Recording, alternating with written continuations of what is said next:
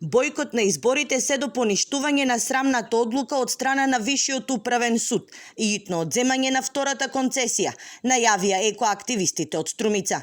На собранието на координативното тело одлучија со протести и блокади на патиштата, судовите институциите да ги радикализираат активностите. Ќе водиме и кампања за бойкотирање на сите избори, значи не само сега овие треба да бидат парламентарни, него и доколку продолжи сите понатамошни. Значи, имаме намера целосно да ги блокираме сите партии во Источниот регион се до решавањето на судбината на Иловица. Невладините не се странки во спорот, но на јавното правобранителство и владата им се нудат како сведоци.